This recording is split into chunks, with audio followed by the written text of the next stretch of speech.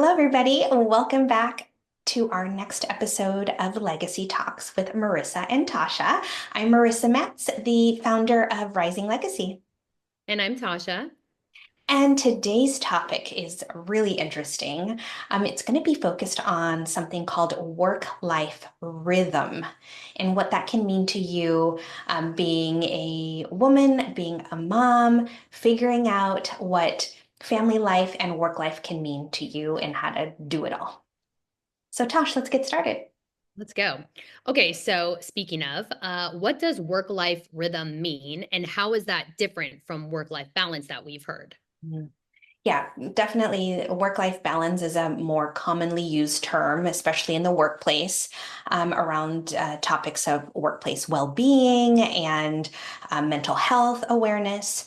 Several years ago, I read either a post online or an article by Adam Grant, who is an organizational psychologist and professor. He described work-life rhythm, that term, and at the time it was new to me. I didn't know what that meant, but I was a new mother at the time. And so I started to explore for myself what work-life rhythm could mean to me as a working professional, as a new mother, and trying to figure out what I was going to do to feel successful in both of those roles. So to me, work-life rhythm means figuring out your own flow. Because I think when we define work-life balance, it's much more structured and feel like you have to be perfect in the division of work and life and say to yourself, okay, 50% of my day is going to be at work, 50% of my day is going to be at home. And if I am successful at both of these things, I'm going to be, I'm going to feel great. But we know that every day is in flux. Every week is in flux. There's different things going on at different times. If you have a family, different stages of kids' lives impact you differently. We ourselves mature and change throughout the courses of our career. So we can't necessarily create rigid boundaries or rules around what work-life balance means to you today, because in 6 months it can mean something different, and a year from now it can mean something different. So what I think work-life rhythm really means is figuring out your own flow for the moment. And if you can pause every month and say, is this work-life rhythm working for me? And if it isn't, how are we going to change and update this rhythm so that it can eventually form to being a positive, fulfilling process between managing your work life and your home life?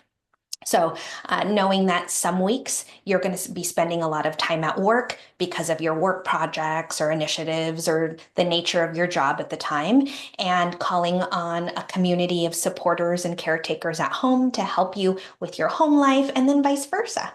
Because in the next season or month, you might not be under pressure or have these deadlines looming, that you can then spend more time on your self-care, your family life, and not have to feel so rigidly stressed about making it 50-50. It can fluctuate and flow with time. So I hope that helps. Great. Yeah, I love the idea of flow versus perfection. That just really illustrates work life rhythm better. So speaking of work life rhythm, boundaries are a big part of that. And I know as women, it's hard to set boundaries. So without guilt. So how do you set boundaries without guilt? Mm. I've spent many years, I'm not going to say it's easy by any means, but many years assessing my boundaries. Where do I want to spend time and energy? How many hours do I have left in my waking hours? Asking myself, what time am I going to get up tomorrow? These are all boundaries or measurements that I use so that I can feel happy, healthy, and calm.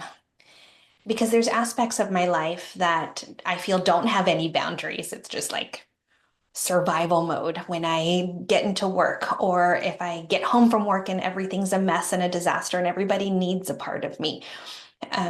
thinking about what aspects of your day can you control. And so that's how I associate with boundaries is what parts of my day can I control for myself? That's my own time.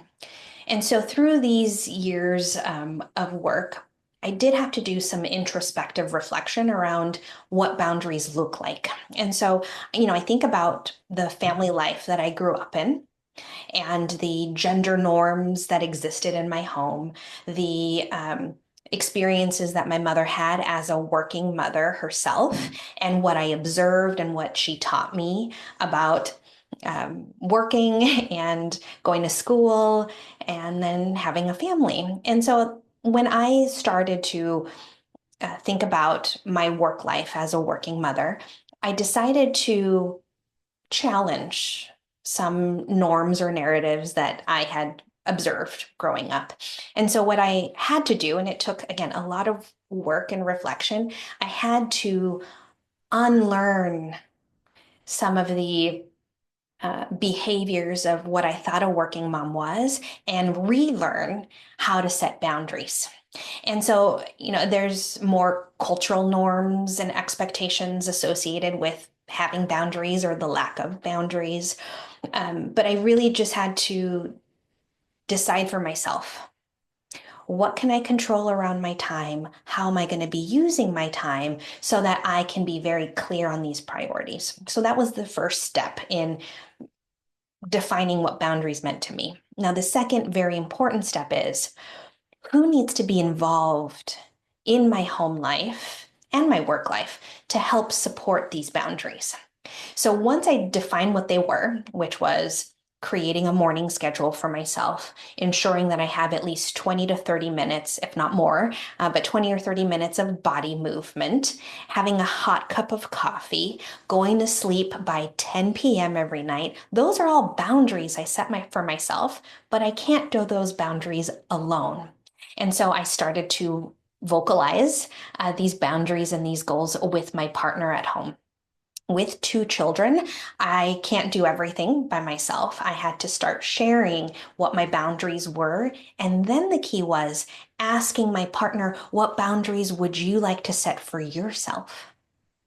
And so then this open dialogue and agreement between the two of us is what the keys to success were and have been for me and my family and my home over the last 5 years, is being very clear about what I want, asking the other person what they want, and then coming to an agreement. Now, every week, it won't be perfect. It's going to be off balance, just that like that rhythm and flow that we're talking about. But generally speaking, we both have come to an understanding of what kinds of boundaries we both need so that when we address our children and spend time with our children, we're both happy and present versus being stressed because you haven't had time for yourself. I love it. It's a beautiful answer. It's so often hard to do that. And just those little boundaries that you talk about, bedtime and getting up and all those things, those are boundaries. So, that's a great way of looking at it. So, last question, as we do every time, what is your leadership lesson for us this week? That's so interesting. I've had a couple of workshops this week, and one was centered around building trust with people. How to do that, how to take control of being a trust building contributor versus expecting other people to build trust with us, how to be this initiator. And in a workshop, we talked about the importance of preparing what we want to say to either build trust, develop trust, or restore trust with someone. Like, what do you need to do for yourself to engage in this kind of dialogue?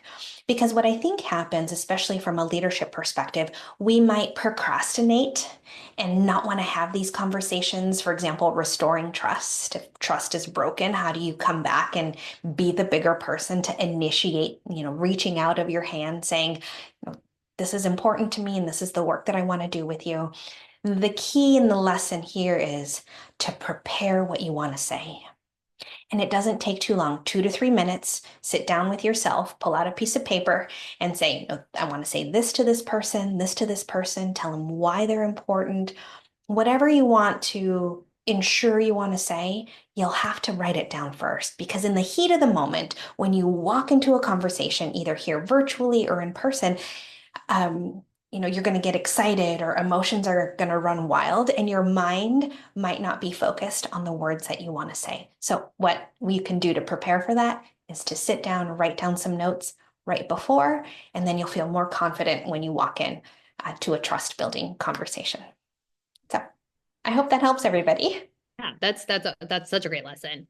Thanks, Tosh. Well, I hope that you've gotten some leadership nuggets from our conversation today on figuring out your work-life rhythm, preparing for tough conversations. I am so grateful that all of you have joined us today. I hope to see you again soon for our next episode. Have a great day. Thank you.